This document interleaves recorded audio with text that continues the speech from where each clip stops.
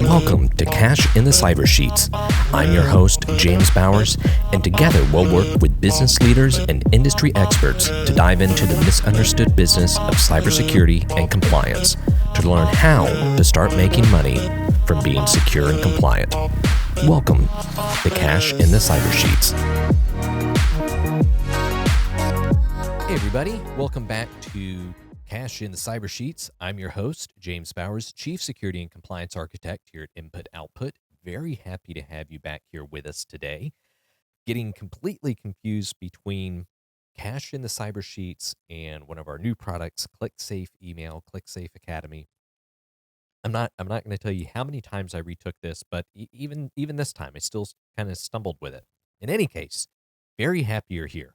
And today, I want to go into, we've been talking about SBF, DKIM, DMARC, some of our new tools, some of the importance, but I really want to dive into that and really break down the idea that SBF, DKIM, all of this compliance jargon, all of these compliance tools and requirements impact ROI, that they impact creativity, and that they make marketing more difficult, when in actuality, they have so much to offer on the marketing side, on the creative side.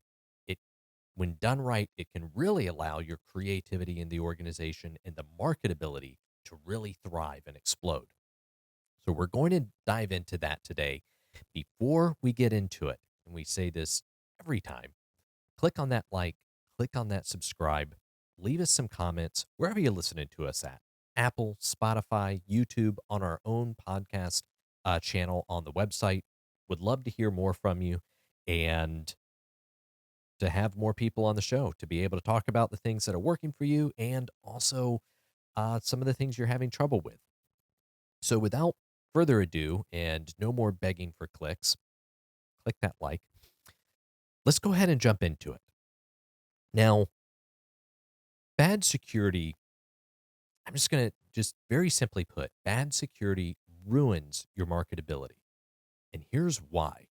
We talked about it last episode, pretty sure it was the last episode, but how if you don't have DMARC set up correctly, if you don't have SBF, if you don't have DKIM, you don't have your email records set up correctly, what that means is that 40 to 60% of your emails could just be going to spam or completely rejected outright.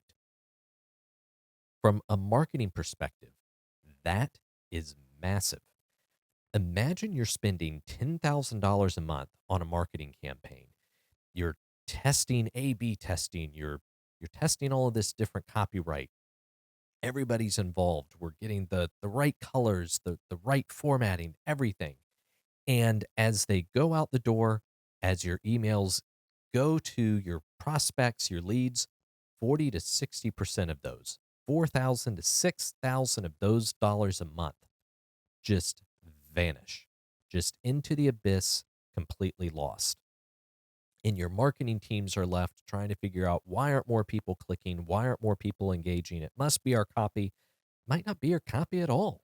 It could just be a technical issue that you don't have your records, your email set up correctly, and your email's just getting flushed, just marketing dollars being wasted. Another big issue that this creates is it allows your domain to get spoofed if your records aren't set up correctly. And this is lost trust. This is also turns into legal issues.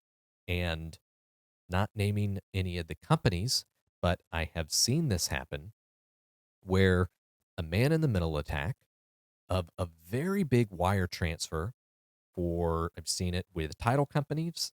I've seen it with legal proceeds, where the money got sent to the wrong person. It got sent to somebody spoofing the address, spoofing the credentials and the email of the legitimate company. So the legitimate company never got their money, but the client paid it. Well, now this creates a conundrum that the client is saying, we already paid. In this case, it was a few $1 million. We already paid millions of dollars we're not paying it again. But the company is saying we never got the money. Long story short, it took a long legal battle. Finally, the company got their money, but I can guarantee you the trust there is gone. They will never work together again, which sucks because that was a multi-million dollar deal. More multi-million dollar deals would be great. And this could have been avoided just with proper email configuration. So, from a marketing standpoint, from a dollars and cents standpoint, it's not just about checking off a box and being compliant. This is cold, hard cash. It is why it needs to be taken so importantly. The next part, and this isn't just directly to dollars, this is some pretty cool competitive advantage, pretty cool marketing perspective of things. One, we already talked about it. DMARC, SPF, DKIM, they all increase deliverability. That's really the difference between one, your email getting there at all or getting rejected, and two, getting looked at to see should this be in spam, should this be in inbox, which is a huge thing. The next step, BIMI, BIMI, really helps your emails, one, visually stand out. You have your logo in the inbox, the eyes are instantly drawn to that. You seem like a reputable company. You seem like a big player. It also drives the algorithms that decide, should we throw this into spam or should we throw this into the inbox? It's putting your message closer to the person that you're trying to reach.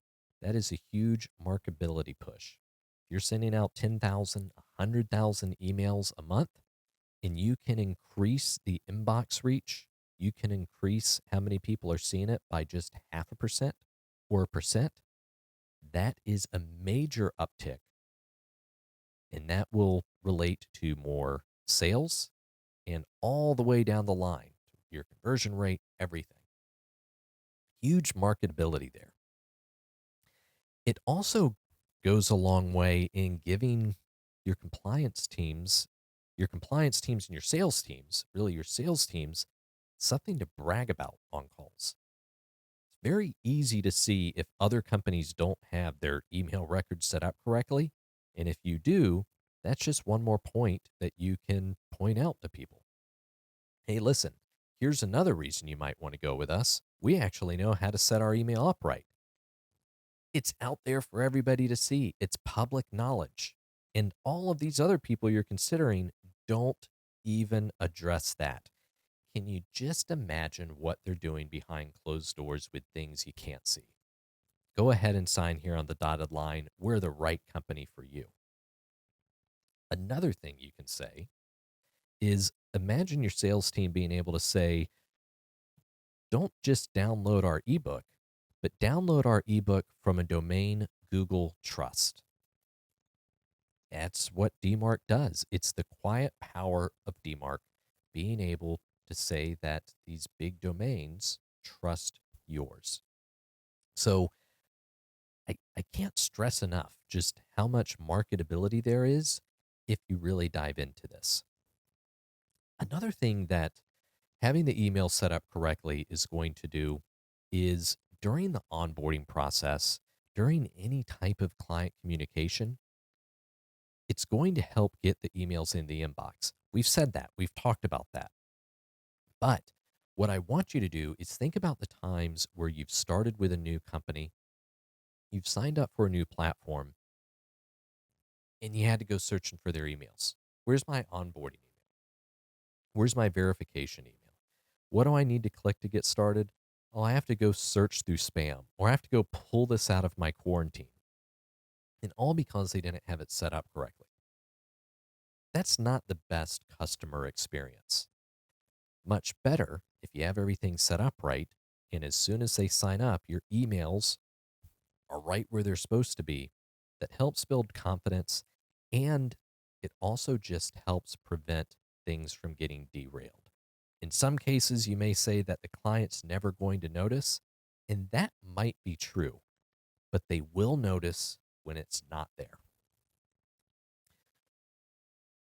So those are the big things, the marketability, the direct, honestly, direct cash in pocket or preventing cash from being lost.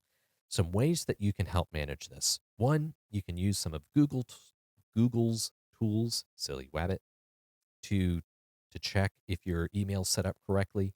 You can also go right to inputoutput.com/email-audit, and you can plug in your domain and see any of your issues there with SPF, DMARC, DKIM, and BIMI. And even reach right out to us to where we can help walk you through how to fix everything and even make it easy to manage and turn that into profitability and better marketability.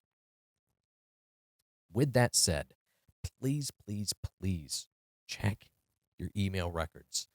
Over 80% of the companies that we look at, over 80% of the people that we're talking to on LinkedIn and reaching out to do not have this set up correctly.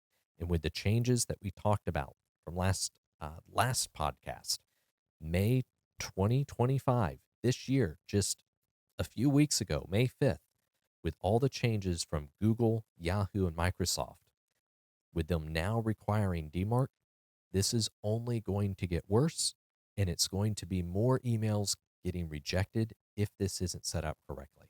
So do yourself a favor, do your marketing a favor, and make sure to get this taken care of. Happy to help. Thank you for listening, and until next time. Thanks for joining us today. Don't forget, click that subscribe button, leave us a review, and share it with your network. Remember, security and compliance aren't just about avoiding risk. They're about unlocking your business's full potential. So stay secure, stay compliant, and we'll catch you next week on Cash in the Cyber Sheets. Goodbye for now. Life goes up and it goes down. Life goes up